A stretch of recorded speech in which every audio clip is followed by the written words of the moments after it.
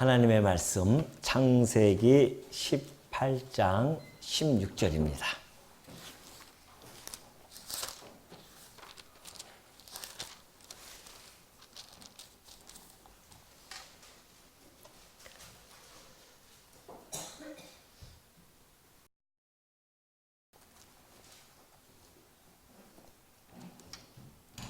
찾으신 줄로 알고 봉독해 드립니다.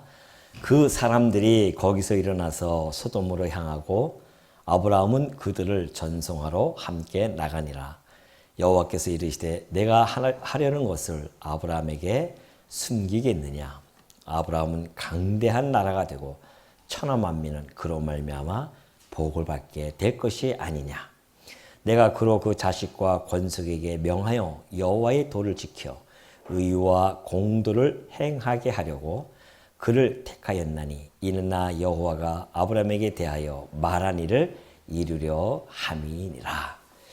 19절까지 봉독해 드렸습니다.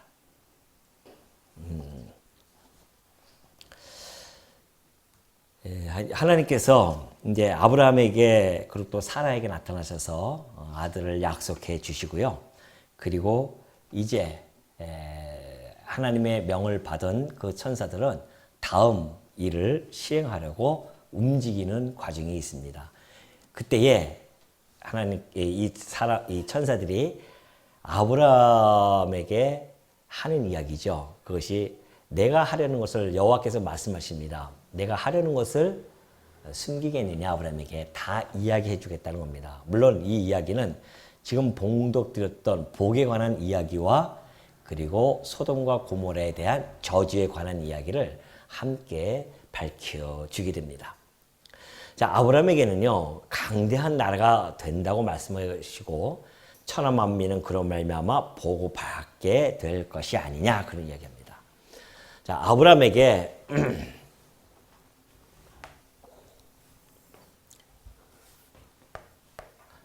지금 사실 이 구절은요 이 18절과 19절은 지금으로부터 4,000년 전이죠. 아브라함 때부터 시작해서 예수님 때까지 2,000년 그리고 지금 2,000년이 또 흐른 4,000년 이게 4,000년의 이야기인데 4,000년의 역사를 아주 단적으로 이렇게 요약한 구절이라고 보여줄 수도 있습니다. 왜 그러냐면 하나님께서 아브라함에게 강대한 나라 세워준다고 하셨죠. 지금 아브라함에게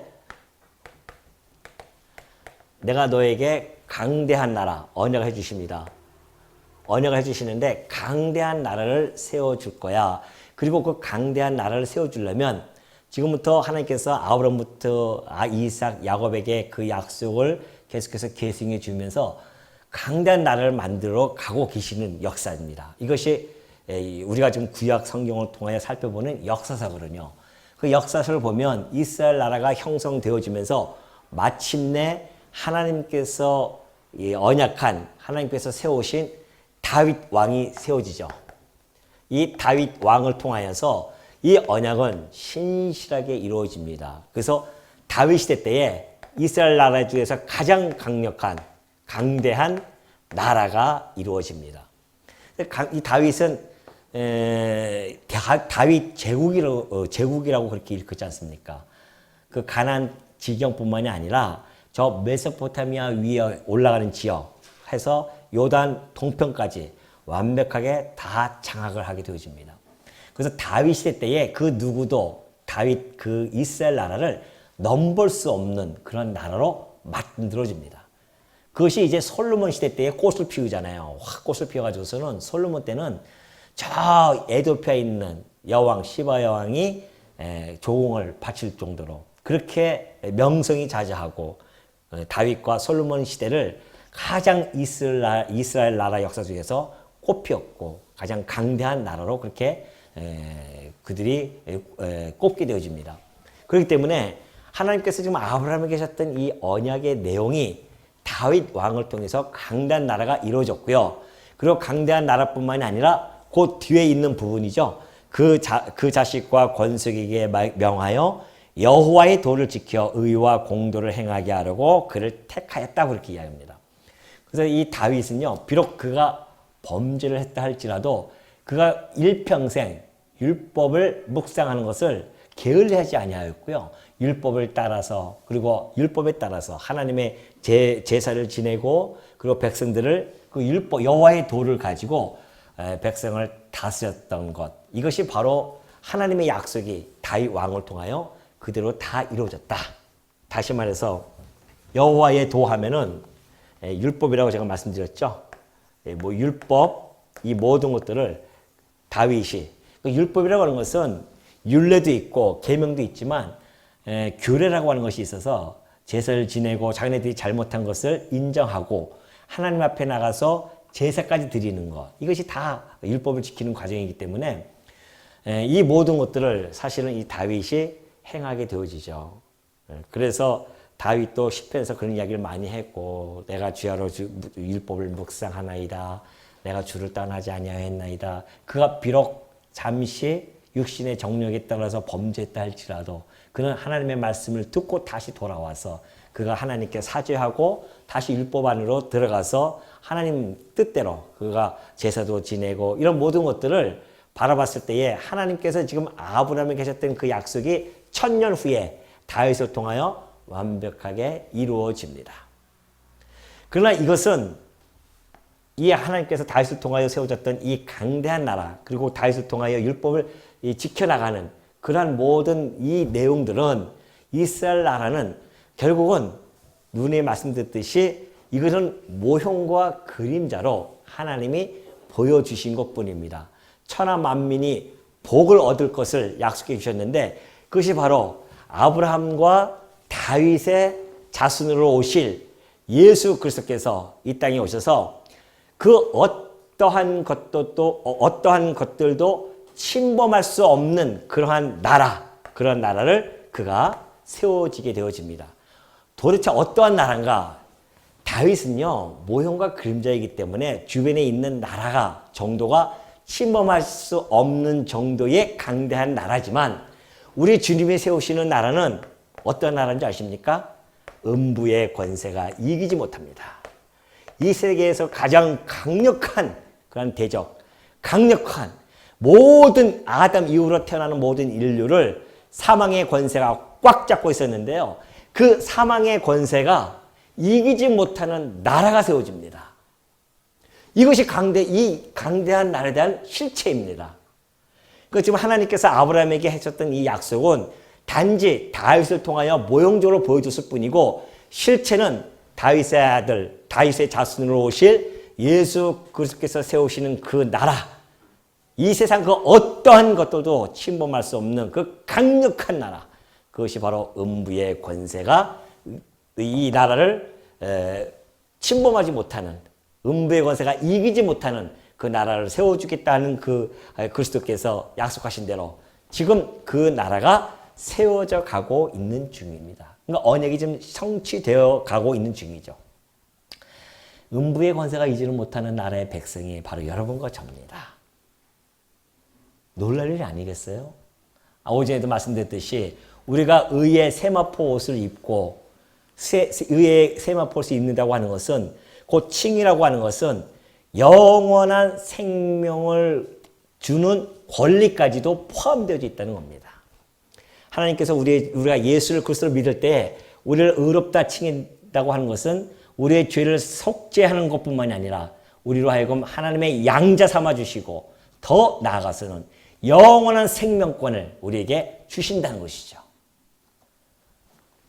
그것이 바로 이 약속의 성취입니다.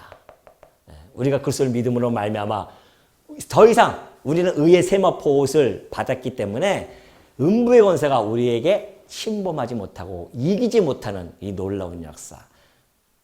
그래서 제가 아까 말씀드렸듯이 이 요절이 우리 지금 현재 우리 20세기에 살고 있는 우리 성도들 이 안에 지금 포함되어 있지 않습니까? 이 역사를 지금 진행해 가고 4000년 동안의 역사를 진행해 가고 있는 중입니다. 이 말씀이 바로 그 모든 것의 하나의 요약으로 볼 수 있다고 하는 이야기가 거기에 있는 겁니다. 그렇기 때문에 하나님께서 아브라함에게 하셨던 그 약속은 지금 그리스도를 통하여 완벽하게 이루어져 가고 있음을 우리 두 눈으로 목도하게 되어지죠. 물론 이 율법도 우리 주님이 아까 오전에 얘기했듯이 그리스도께서 오셔서 이 율법 여호와의 도를 가지고 우리 그의 백성들에게 의와 공도를 행할 수 있도록 한단 말이죠. 우리 주님께서 일단 오셔서 여호와의 도를 완벽하게 지키시잖아요. 아까 얘기했죠. 율법을 통해서 하나님의 정죄 그리고 사죄가 되어지는 이 모든 것들을 계명과 율례와 그리고 규례에 대해서 율법을 온전히 이루심으로 말미암아 우리 주님이 아브라함에게 하셨던 그 약속이 그대로 이루어지고 그로 말미암아 모든 민족들이 다 복을 받게 되어졌습니다. 이방인들이. 여러분과 제가 이방인으로서 천하 만민 중에 속해 있는 이방인들인데 4,000년 전에 우리 아브라함에게 하셨던 그 약속의 말씀이 이루어져서 우리가 지금 예수 그리스도를 믿음으로 말미암아 복을 얻은 그런 백성으로서 우리가 지금 살아가고 있다는 것을 증명해주고 보여주고 있습니다. 물론 그 복이라고 하는 것은 아브라함이 믿음으로 말미암아 의롭게 되어진 것을 이야기하고요. 지금 우리가 예수 그리스도를 믿음으로 말미암아 의롭게 되어졌던 이 놀라운 사건, 이것과 맥을 같이 하는 내용입니다.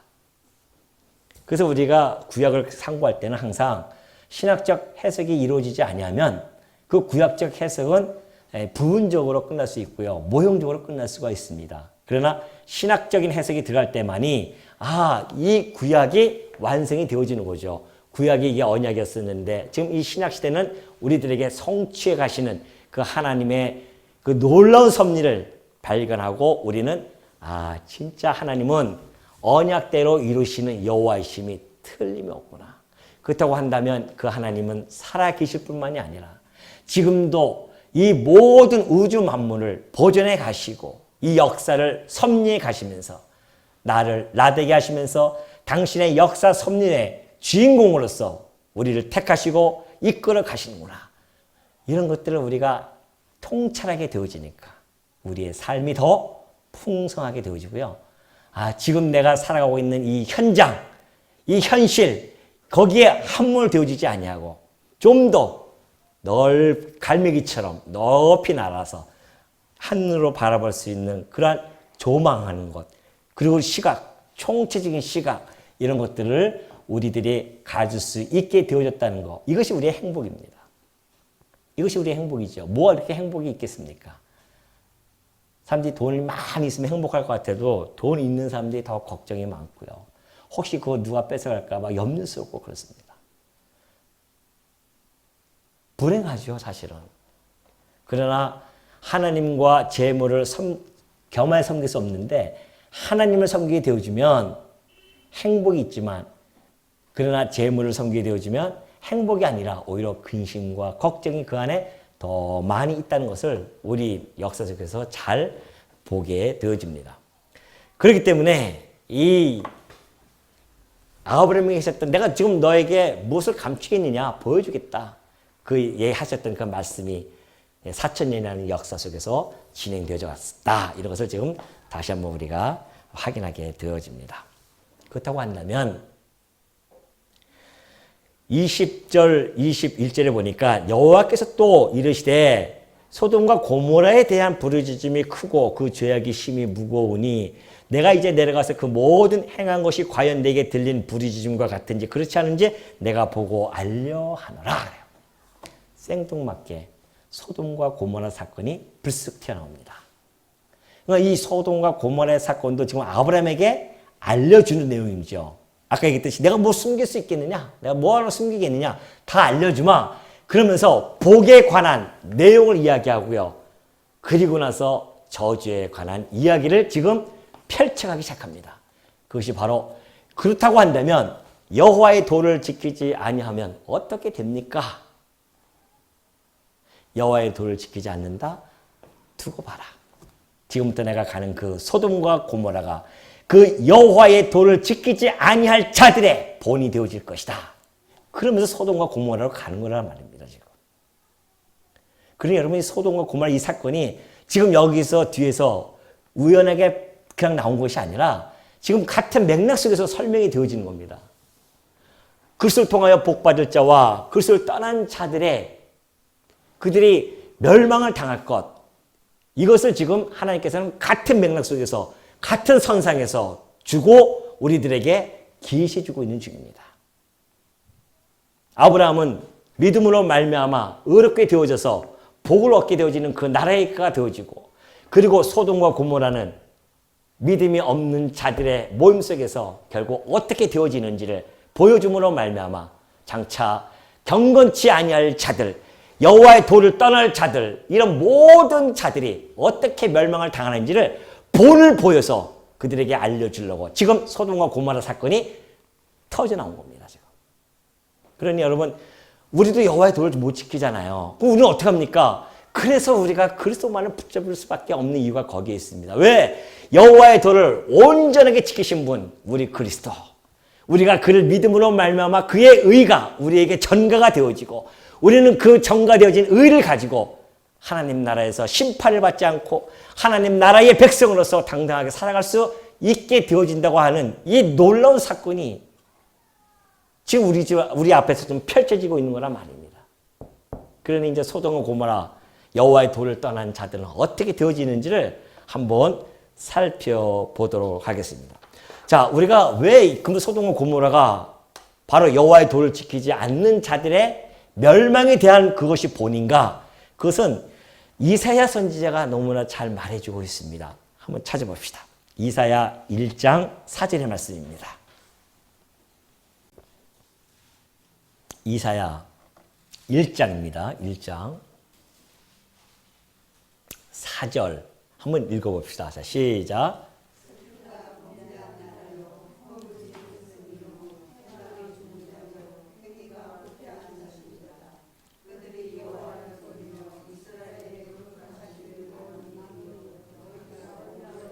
예, 이것이 바로 여호와의 도를 떠난 자들의 모습, 이스라엘 민족입니다. 9절 넘어갑니다. 9절 다시 한번 읽어주십시오. 자, 시작.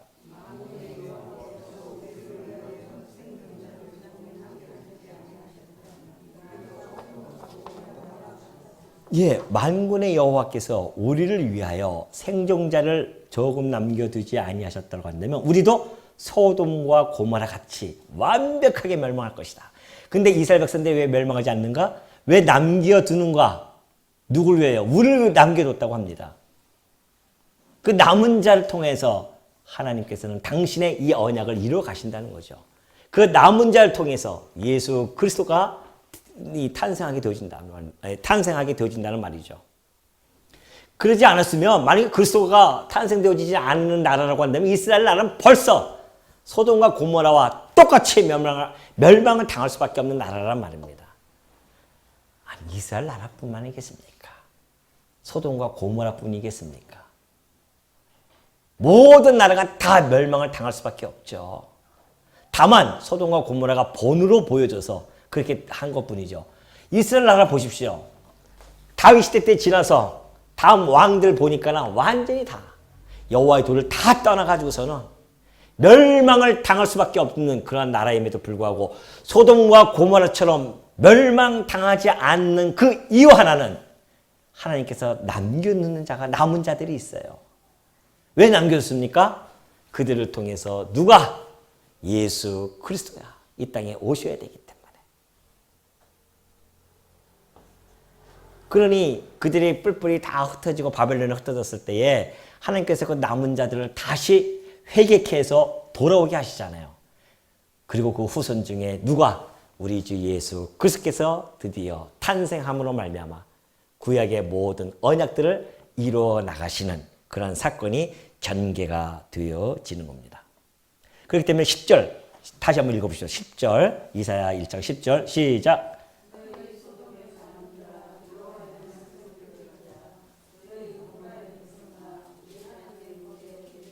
예, 이스라엘 백성들을 보고 이 소돔의 관원들아 그리고 고모라의 백성들아 그렇게 이야기해요. 그러면서 하는 이야기가 우리 하나님의 법에 귀를 기울여라. 예.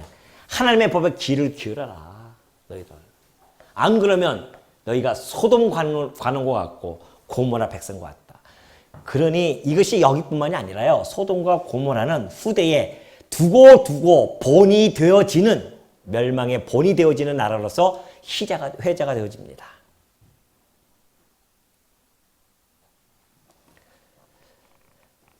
이제 드디어 천사들이 소돔과 고모라 성으로 내려가게 되어집니다. 근데 21절 보면 그러죠. 내가 이제 내려가서 그 모든 행한 것이 과연 내게 들리는 부르짖음과 같은지 그렇지 않은지 내가 보고 알려하노라 그래요. 아니 하나님께서 소돔과 고모라가 지금 죄악이 간영한 것을 왜 모르시겠습니까? 그럼에도 불구하고 내가 한번 확인하겠다는 이야기죠. 천사들을 보내서 확인시킵니다. 그 이야기는 아브라함이 그 천사들을 영접했던 것처럼 그 백성들이 영접하면 살 수 있는 유일한 길입니다. 그런데 그를 영접하지 아니하고 그를 배척하게 되어지면 그들은 더 이상 용서 없이 더 이상 회개할 기회도 없이 그들은 끝나는 겁니다. 그래서 어떤 번역에 보면요. 갈대아 역이라고 하는 그 번역에 보면은 만일 회개하기만 한다면 그들을 멸하지 않겠다라는 내용이 나와 있습니다. 21절의 후반에 그렇게 번역이 되어진 데도 있거든요. 내게 들린 부르짖음과 같은지 그렇지 않은지 내가 보고 알려하노라. 그러나 만일 회개하기만 한다면 내가 그들을 벌하지 않겠다. 그런 이야기죠. 회개의 길을 하나님께서 마지막 주시는 것이 바로 이 천사들을 그 소돔과 고모라 땅으로 보내시는 사건입니다. 하나님께서는 끝없이 그러한 자비를 베푸십니다. 계속 회개할 수 있는 기회를 주시는 거죠.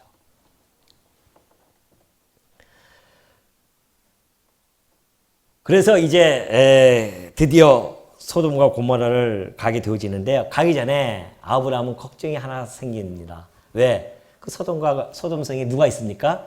자기의 사랑하는 조카 롯이 그곳에 있단 말이죠. 그래서 하나님께 조심스럽게 묻습니다. 여호와요. 여호와께서는 공의로우신 분인데 의인과 악인을 함께 멸하시지는 않으실 거 아닙니까? 하나님은 정의로우신 분이실 텐데. 그러니 만약에 그 성에 의인이 50명만 있으면 하나님 어떻게 하시겠습니까? 그럽니다. 그러니까 하나님께서 그래? 50명, 의인 50명이 있으면 그 50명 때문에 내가 그들을 용서할 것이다. 그래요. 용서해 준대요. 멸하지 않아요. 그러니까 아브라함이 아차 싶은 거예요. 조금만 더 쓸걸. 그래서 저는 아차 싶다가 다시 한번 묻습니다. 거기서 5명을 빼면은 45명인데 그 45명만 있으면 좀 어떻겠습니까? 라고 묻습니까? 하나님께서는 흔쾌히 좋다 그래 45명도 내가 멸하지 않을 거야. 그런 이야기를 하게 되어집니다. 아브라함은 조금만 더 쓸 걸 생각을 하게 되어지죠. 그래서 그러면 과감하게 묻습니다. 하나님 30명은 어떻습니까? 하나님께서 30명도 좋다고 이야기하십니다. 더 내려갑니다. 노하지 마시고요. 화내지 마시고 20명이면 어떻습니까? 하나님의 관대함은 끝이 없습니다. 그래 내가 20명도 용서해 주마. 그런 이야기를 하죠. 그러니까 난 염치가 없잖아요. 이제 아브라함이. 마지막으로 한 번만 마지막으로 더 아뢰입니다. 거기서 10명을 찾게 되어진다고 한다면 하나님 어떠시렵니까? 하나님의 대답은 역시 일관되게 그래 10명만 있어도 내가 그들을 멸하지 아니하리라.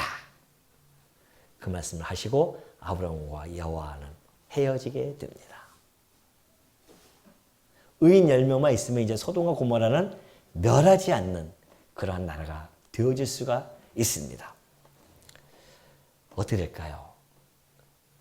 결과 다 아시니까 좀 재미없네요. 그죠? 몰라야 되는데 어떻게 될까요?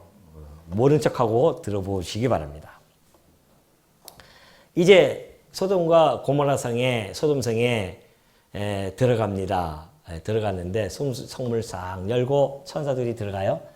마침 성문에 롯이 앉아 있었습니다. 그런데 그가 그 손님들을 딱 보고 천사인 줄 몰랐어요.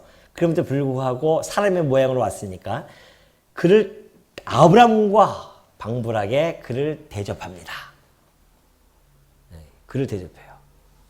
그러니까 의인이라고 하는 것이 어떤 아까 얘기했듯이 그 이 창세에서 좀 일관되게 나타나는 의인의 모습은 노아 시대 때도 그러죠. 노아는 은혜를 입었더라. 그러면서 노아는 당대의 의인이요 하나님과 동행하였더라라는 이야기를 합니다. 그러니까 의인이라고 하는 정의는 하나님 이 창세기에서 지금 이 나타나는 역사 속에서 하나님과 동행하는 자임 뿐만이 아니라 하나님으로부터의 은혜를 받은 자입니다. 그리고 하나님의 자비를 또 얻은 자이죠. 그러한 자가 의인이라고 봤을 때에 지금 이 롯의 입장을 봤을 때는 아브람과 방불하게 그들을 부지 중에 천사들을 대접해서 히브리서 기자가 그러죠. 부지 중에 천사들을 대접한 자들이 있지 않느냐. 그러니 너희들도 형제들을 사랑으로 대접하라. 그런 이야기를 합니다. 롯도 그렇게 해서 그 천사들을 대접한단 말이죠. 그래서 그냥 그때 마침 천사들은 밤이 어둑어둑할 때, 밤이 어둑하다고 하는 것은 범죄가 점점점 범죄가 짙어질 수 있는 환경이 오는 거죠. 사람이요 낮엔 별로 안 그러잖아요. 밤만 되면 이상하게 사람의 마음이 싱숭생숭 바뀌잖아요. 안 그렇습니까, 여러분들은? 그러니까 주로 밤에 큰 사건들이 많이 나지 않습니까? 숨어 있다가 그런 일들을 벌이게 되어지는데 그런 저녁 때에 두 천사가 소돔에 들어가서 롯을 만나고 거기서 집에 들어갑니다. 롯이 간청을 해요. 어서 오셔서 우리 집에 와서서 음식을 또 따뜻하게 드시고 쉬었다가 가십시오. 지금 날이 너무나 어둡습니다. 그러니 우리 집에서 밤을 새시고요. 그 손님을 자기 집에 들일 때는 손님에 대한 안전까지도 자기가 보호해야 할 책임이 있습니다. 뭐 지금도 그렇지만 그때 당시에 관습이 더 그렇습니다. 그래서 그 손님들을 맞이하고 그는 그 손님들에게 최대한 안전을 보장하기 위해서 그리고 안식을 또 주기 위해서 애를 쓰게 되어집니다. 이제 그들이 다 먹을 거 먹고 쉬려고 눕는 과정에 드디어 소돔 사람들이 노소를 막론하고 원근에서 다 모이기 시작합니다. 그리고 롯의 집을 에워싸요. 소문이 들렸습니다. 거기 괜찮은 사람들이 왔더라. 천사들이 사람의 모습으로 왔으니 흉악한 모습으로 오진 않았을 거 아니에요. 아름다운 모습으로 왔을 거란 말입니다. 그러니 그때 당시에 그 소돔이 가지고 있는 그들의 도덕성은 완전히 땅에 떨어졌음을 너무나 잘 보여주는 대목이 아닐 수 없습니다. 그들의 그 상황, 그들의 집을 에워싸고 롯을 부릅니다. 오늘 밤 내게 온 사람들이 어디 있느냐 이끌어내라. 19장 5절의 말씀입니다. 어디 있느냐 이끌어내라. 우리가 그들을 상관하리라 그래요. 여기서 이 상관이라고 하는 단어는요. 히브리어로 야다입니다. 야다라고 하는 것은 알다라는 뜻이에요. 알다라고 하는 것은 어떠한 성적인 관계도 포함되어 있습니다. 그런 단어를 같이 사용해요. 그러니까 그들과 우리가 상관하겠다는 것은 성적인 관계를 갖겠다는 그런 이야기입니다. 그렇다고 한다면 그 소돔이라고 하는 그곳이 얼마나 음란하고 불법에 행한 곳인지를 너무나 잘 표현해주고 있죠. 그것이 바로 베드로 후서 2장 6절에 보면 너무나 잘 나타나 있습니다.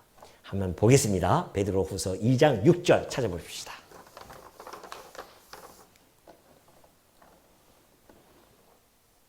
얼마나 그들이 경건치 아니하며 무법하고 얼마나 그들이 음란한 행실을 하고 있는지를 베드로는 후서에서 이렇게 잘 얘기해주고 있습니다. 2장 6절입니다. 자, 같이 한번 읽어볼까요? 소돔과 고모라 성을 멸망하기로 정하여 죄가 되게 하사 후세에 경건하지 아니할 자들에게 본을 삼으셨으며 무법한 자들의 음란한 행실로 말미암아 고통당하는 의로운 롯을 건지셨으니 이는 이 의인이 그들 중에 거하여 날마다 저 불법합 행실을 보고 들으므로 그 의로운 심령이 상함이라. 주께서 경건한 자는 9절까지 시험에서 건지실 줄 아시고 불의한 자는 형벌 아래에 두어 심판날까지 지키시며 그래요. 베드로가 얘기했던 것은 그 성이 얼마나 음란하고 무법하고 불법한 행실을 하고 있느냐라고 이야기합니다. 베드로는 바로 이런 이 사건을 통해서 그렇게 해석을 해주고 있는 것이죠. 그러면서 이 소돔과 고모라 성은 멸망하기로 정하여져서 후세에 경건하지 아니할 자들, 그러한 자들에게 본을 삼으시려고 했다. 틀림없잖아요. 경건할 자들은 하나님께서는 어떻게 해나가 복의 자리에 있게 하시고, 경건하지 아니할 자들은 저주의 자리에 있게 하실 것을 두 사건을 동시에 보여줌으로 말미암아 우리가 복 있는 자들과 저주받는 자들에 대한 것을 명확하게 하나님께서 밝혀주심으로 말미암아 하나님의 그 행하시는 일들이 얼마나 공의로우며 정의로운지를 살펴볼 수 있도록 그렇게 지금 역사를 보여주고 있는 중이죠. 그것뿐만이 아닙니다. 유다서 뒤에 바로 베드로서 뒤에 유다서가 있습니다. 유다서 1장 7절 한번 보겠습니다. 유다서 1장 7절에 보면은 그런 이야기 하죠. 이것도 같이 한번 읽어봅시다. 자, 시작. 소돔과 고모라와 못 찾으셨어요?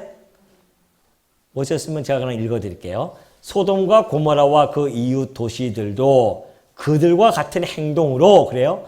소돔뿐만이 아니고요, 고모라뿐만이 아니라 그 이웃 도시들도 똑같아요. 다. 그들과 같은 행동으로 음란하며 다른 육체를 따라가다가, 다른 육체를 따라가다가 영원한 불의 형벌을 받음으로 거울이 되었느니라. 그렇게 이야기합니다. 다른 육체를 따라간다고 하는 것은 역시 어떻게 보면 동성애적인 그런 모습을 보여주고 있다고 할 수도 있는 것이죠. 요즘 여러분 한동안 이슈가 뭐였었냐면 동성애 차별금지법이 있었습니다. 들어보셨죠? 동성애 차별금지법 때문에 지금 교회와 이것이 부딪히고 있는데, 왜 그러냐면 이것이 통과가 되어지면 교회에서 강단에서 동성애에 대한 부분을 갖다가 잘못 이야기하면 법에 접촉이 됩니다. 차별을 했다는 거죠. 그래서 제가 어디로 가야 됩니까? 고소를 당하고, 그래서 감옥에 갈 수도 있습니다. 이것이 만약에 통과가 되어지면 그런 어려움이 있어요. 그러나 분명히 동성애라고 하는 것은 물론 성소수자들의 그런 인권에 대한 문제, 그건 인본주의적인 시각으로 봤을 때는 가능합니다. 그러나 신본주의적인 우리의 관점으로 봤을 때는 그것은 하나님의 질서를 어지럽히는 겁니다. 하나님의 질서를 반하는 것이죠. 하나님께서는 생육하고 번성하라고 해서 남자와 여자를 한 부부로 삼아서 살아가도록 해줬는데, 남성과 남성, 여성과 여성이 하나의 동성애를 갖게 되어지면 생육과 번성의 하나님의 질서가 깨져버린단 말이죠. 그러니까 이것은 비성경적인 것은 틀림이 없죠. 그러나 하나님을 모르는 자들이야 인본주의에 입각해서 자기네들의 이성과 경험에 의해서 모든 것들을 사고하고 결론을 지르려고 하는 그러한 입장이기 때문에 그런 것들을 통해서 그런 이야기를 하는 것은 뭐 충분히 이해가 되어지죠. 그러나 우리 교회 입장에서는 그래서 끊임없이 반대할 수밖에 없는 이유, 왜? 진리가 진리로 선포되지 못하도록 막아버리는 그러한 단계이기 때문에 그렇다는 것이죠. 그래서 이 소돔과 고모라도 그러한 것에 불법합 행위, 행실, 음란함, 그리고 다른 육체를 쫓아가는 그러한 모습들로 통하여서 하나님의 진노를 받고 결국은 멸망의 길로 가게 되어짐을 잘 보여주고 있습니다. 이것이 바로 경건하지 못할 자들에 대한 본이었단 말입니다. 그러니 지금 이 시대도 마찬가지죠. 경건치 못하는 자들의 그 모습이 멸망의 도시와 같다고 한다면 결국은 그 멸망 안에 들어갈 수밖에 없음을 우리는 잘 알게 되어집니다. 롯은 그 과정에서 아주 괴로웠다는 겁니다. 그래서 의로운 롯이다 그렇게 이야기합니다. 그러니 그 소돔성에 의로운 자는 롯 하나밖에 없었다는 것을 이야기하게 되어집니다. 그래서 10명이 안 돼서 소돔성은 멸망에 이르게 되어집니다. 이것이 바로 장망성에 대한 표본입니다. 이게 장망성의 표본이에요. 소돔과 고모라는 망하는 성의 표본으로 보여준 것뿐입니다. 그러나 장망성의 실체가 있습니다. 그 장망성의 실체는 그러한 도덕적인 것도 도덕적이지만 더 나아가서 예수 그리스도를 복음을 받아들이지 아니하는 자들, 그 세계를 장망성이라고 하게 되어집니다. 복음을 받아들이지 않는 성의 상태를 우리 주님께서 너무나 잘 말씀해 주고 계십니다. 이것이 마태복음 10장 14절과 15절에 있는데요. 제가 읽어드릴게요. 누구든지 너희를 영접하지도 아니하고 너희 말을 듣지도 아니하거든 그 집이나 성에서 나가 너희 발에 먼지를 떨어버리라. 내가 진실로 너희에게 이르노니 심판날에 소돔과 고모라 땅이 그 성보다 견디기 쉬우리라. 그런 이야기예요. 차라리 도덕적이고 윤리적으로 그렇게 해서 멸망하는 소돔 고모라보다도 복음을 받아들이지 아니하고 멸망당하는 그 고통이 비교할 수 없다는 겁니다. 그러니 여러분 얼마나 두렵습니까? 예수 그리스도를 영접하지 아니하는 자들, 그를 믿지 아니하는 자들, 그래서 의롭다 칭함을 받지 못하는 자들, 불의한 자로서 생을 마감한다고 한다면 너무 끔찍하지 않습니까? 이따 나오겠지만 소돔 고모라가 불과 유황이 그냥 하늘에서 쏟아지면서 그들이 멸망을 당했는데 그것보다도 오히려 그것이 더 견딜만 하다고 한다면 심판날에 예수 그리스도를 받아들이지 않는 자들이 받을 그 고난은, 그 고통은 어찌 우리가 말할 수 있겠냐 말이죠. 이루 말할 수가 없습니다.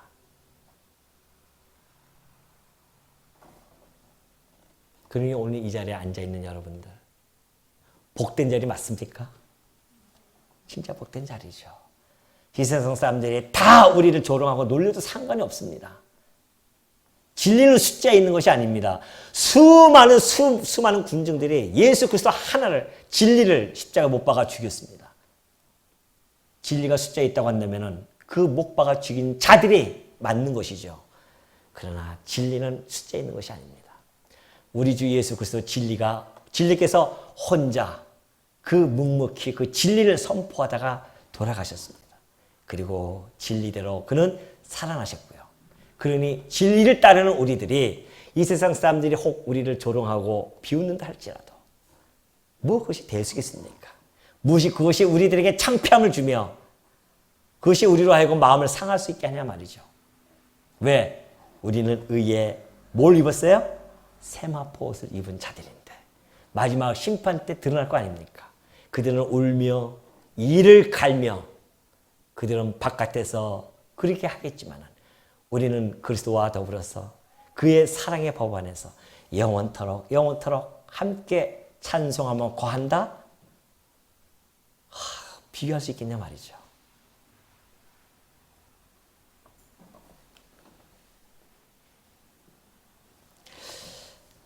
이것이 바로 이 장망성의 실체입니다. 이 세상의 장망성의 실체, 그리스도를 받아들이지 않는 것, 이것이 바로 소돔과 고모라와 비교할 수 없는 멸망의 길로 간다는 것을 잘 보여주고 있습니다.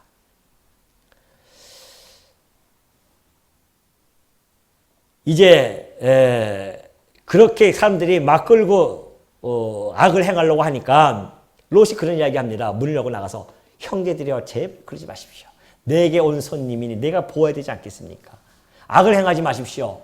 만약에 여러분들이 원하신다고 한다면 내 시집 안 간 두 딸이 있는데 정혼하지 않고 이제 약혼을 한 거예요. 예비 사위들도 있어요. 근데 그 두 딸을 내가 여러분에게 드릴 테니까 그들에게는 상관을 해도 그 손님에게는 하지 마십시오. 롯이 또 그렇게까지 나가요. 그러니까 그 백성들이 그러죠. 너는 물러가라. 우리보다 늦게 와가지고서는 롯이 거기에 본토배기가 아니잖아요. 그러니까 그 본토에 있는 사람들이 네가 우리보다 늦게 들어와가지고서는 우리 법관이 되려 하느냐? 이것이 9절의 말씀입니다. 그러면서 이제 우리가 그들보다 너를 더 헤아리라 하고 롯을 밀치면서 가까이 가서 문을 부시러 갑니다. 그때에 그 천사들이 롯을 끌어들이면서 그들의 눈을 완전히 다 막아버리죠. 눈을 어둡게 해버립니다. 그래서 그들이 막 그런 헤매는 그런 모습을 보여줍니다. 그러면서 드디어 12절에 보니까 롯이 이렇게 이야기해요. 아직 사람들이 롯에게 너 외에 속한 자가 또 있느냐? 예, 사위가 2명 있고요. 자녀가 있습니다. 예, 성 중에 내게 속한 자들을 다 내 성 밖으로 다 이끌어내라. 그렇게 이야기하죠. 그러니까 롯이 이제 내가 하나님께서 이 부르심을 듣고 이 성을 멸하러 왔노라. 드디어 그 성에 온 이유를 롯에게 이야기합니다. 롯은 깜짝 놀라죠. 그래서 부랴부랴 딸들과 결혼할 사위까지 챙깁니다. 그죠? 장인으로서는 그 사위까지 구원시키고 싶은 마음이 왜 없겠습니까? 딸들이 있으니까 빨리 사위하고 해서 사위를 갖다가 결혼해서 한 가정을 또 이루어야 되기 때문에 사위에게 이야기합니다. 그것이 14절이에요. 롯이 나가서 그 딸들과 결혼할 사위들에게 말하여 이르기를 여호와께서 이 성을 멸하실 터이니 너희는 일어나 이곳에서 떠나라 하되 그의 사위들은 농담으로 여겼더라. 여러분 중요한 대목입니다. 지금 이 사위들은 마지막 기회를 놓친 거예요. 롯은 지금 그들에게 복된 소식을 전한 겁니다. 복음을 전한 거예요. 이 성이 곧 망한다. 망하니 너희들 나와 함께 이 성을 떠나자. 이 장망성을 떠나자. 그런데 농담으로 여겨요. 여러분 시대마다 그 복된 소리에 농담으로 여기는 자가 너무나 많았습니다. 노아의 때는 어떻습니까? 하나님께서 노아를 통하여 방주를 지어라. 이제 내가 곧 이 세상을 다 멸할 것이다. 해서 방주를 열심히 짓고 있었습니다. 그 방주를 짓는 것이 곧 복된 소식이었습니다. 너희들도 살려고 한다면 이제 곧 하늘에서부터 물이 쏟아져 내려오고 물로 홍수가 이 땅을 다 덮어서 멸망을 당할 것인데 방주를 짓는 자는 살 것이요 그러지 않는 자는 죽을 것이다. 이것이 그 방주를 지으면서 전해졌던 복된 메시지였습니다. 그런데 아무도 안 들어요. 아무도 안 들어요. 농담으로 여깁니다. 하하하 웃으면서. 그리고 여전히 시집가고 장가가고 집 짓고. 노아의 때가 있습니까? 노아의 때만이겠습니까? 지금 이 소돔과 고모라의 때도 그랬습니다. 이스라엘 백성은 안 그랬습니까? 하나님께서 곧 저 북방에 있는 바벨론을 와서 너희를 멸망해야 할 것이야. 회개하라. 돌아서라. 다 농담으로 여깁니다. 여러분은 안 그렇습니까? 이 시대는 안 그렇습니까? 여러분 자식들에게 얘기해 봤습니까? 야, 우리 주님이 오신대더라. 부활하신 그 주님이 승천하신 대로 이 땅에 다시 오실 거야. 그러니 예수를 믿어야만이 네가 의롭게 칭함을 받고 하나님의 자녀가 되어져서 영원한 생명을 얻게 되어지는데 어찌하면 좋느냐. 여러분 했을 때 자식들이 어떻게 대답합니까? 이 사위들처럼 농담으로 여기지 않냐 말이죠. 어떻게 할까요? 얘기하죠. 다 농담으로 여겨요. 친척들한테 얘기하니까 다 농담으로 여깁니다, 지금. 그러니 어떡합니까? 얘기해도 농담으로 여기는데 멸망을 당할 자이니까 어쩔 수 없이 멸망을 당할 수밖에 없어. 내 자식을 할지라도. 그러니 그 자식을 위해서 무릎 꿇고 기도가 안 나오겠냐 말이죠. 배 아파 나면 뭐하냐 말이에요. 지옥 자식이 되어지면. 안 그래요? 그들을 위해서 정말 눈물로 어거스틴의 어머니처럼. 네? 어거스틴의 어머니가 모나카인가요? 그 아들의 그 망나니 같은 아들을 위해서 얼마나 눈물로 호소하고 기도하는지. 우리가 우리 자식들을 위해서, 우리의 남편을 위해서, 우리의 아내를 위해서, 얼마나 기도하고 계십니까? 그들에게 이 복된 소식이 들려지기를, 그들도 들을 귀가 있어서 이 복된 소식을 듣고 하나님의 주신 그 선물로 주신 의의 옷을 입도록, 그렇게 우리가 기도하지 않고서 어떻게 우리가 밥이 넘어가냐 말이죠. 하나님께 떼써야죠. 아니 자식이 거의 죽어가면서 병원에 입원하면은 선생님한테 왜 이렇게 떼를 씁니까? 살려달라고. 육신의 생명을 그렇게 살려달라고 애를 쓰면서 영원토록 불길에 던져질 자식인데 어떻게 하겠어요 이걸. 근데 우리는 그런 감각이 좀 떨어져 있습니다. 우리가 감각이 없어져요. 그러려니 하고 뭐 그런가 보다. 안 그렇잖아요. 우리의 친척들, 우리의 자식들이 얼마나 귀한 존재들입니까? 그런 존재들을 우리가 그들 위해서 정말 생명 걸고 기도해 보셨냐 말이죠. 우리가 생명 걸고 기도해야죠. 하나님 앞에. 어떻게 하면 좋습니까? 하나님. 이 복된 소식을 농담으로 여기는 저들 어떻게 하면 좋습니까?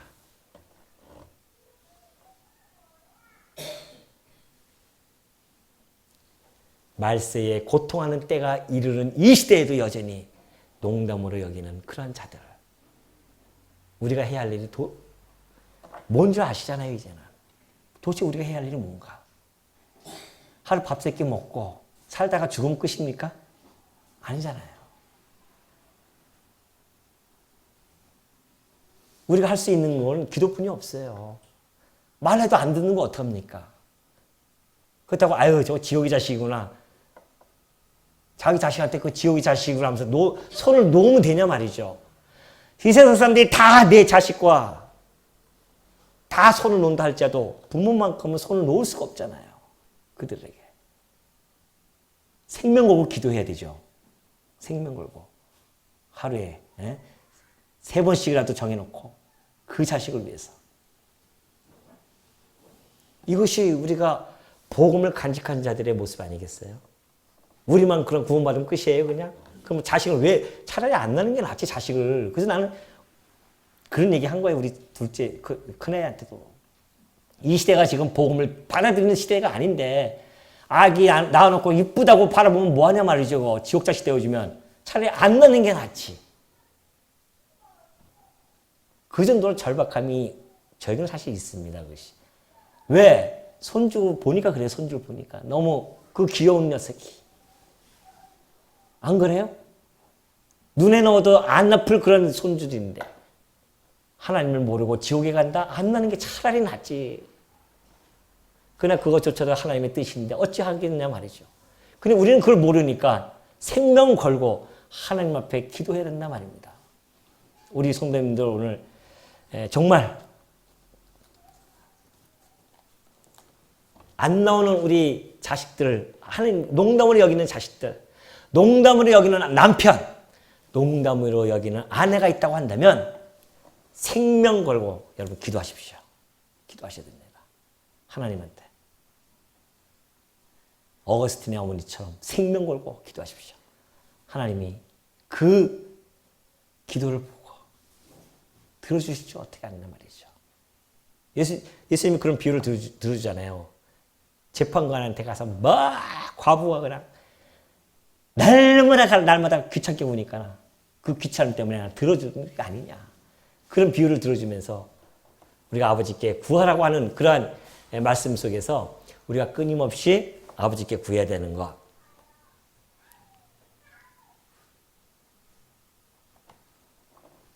많지 않습니다. 귀 있는 자가 많잖아요. 예수님이 오셔가지고 그런 이야기 하죠. 비유를 쭉 말씀하시기 전에 귀 있는 자는 들을지어다. 그럽니다. 귀 있는 자는 들을지어다. 그러고서는 말씀을 하세요. 비유를 말씀하니까 못 들어요. 지옥에 갈 사람들은 못 듣게 하신단 말이죠. 근데 제자들은 따로 불러서 다시 해석을 해줍니다. 그들은 귀가 있어서 그걸 들려지게 되어집니다. 요한계시록 보니까는 마지막 때, 요한계시록 보니까는 우리 예수님께서 귀 있는 자는 들을지어다. 귀 있는 자는 들을지어다 계속 말씀하십니다. 요한계시록에 보면 성령이 교회들에게 하시는 말씀을 들을지어다. 우리는 귀가 있잖아요. 들을 귀가 있어요. 하나님이 주셨단 말입니다. 그러니 성령이 하신 말씀이 이 말씀 아니겠어요? 이 말씀을 통하여 우리는 듣고 있습니다. 지금 들을 귀가 있으니까. 노아 시대 때요, 농담으로 여긴 자를 다 죽었습니다.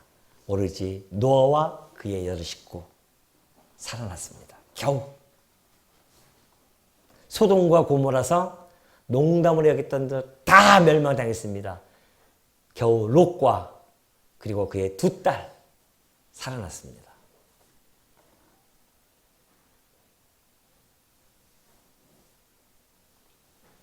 우리는 이제 어떻습니까? 마지막 심판 때 구원받을 자가 그렇게 많지 않다고 합니다.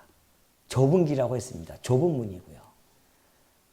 오늘 이 사위들처럼 농담으로 여기는 이러한 자들 앞에서 우리가 어떠한 사명을 가져야 되는지, 그리고 우리가 해야 할 일이 무엇인지를 하다 보니까 시간이 다 됐네요.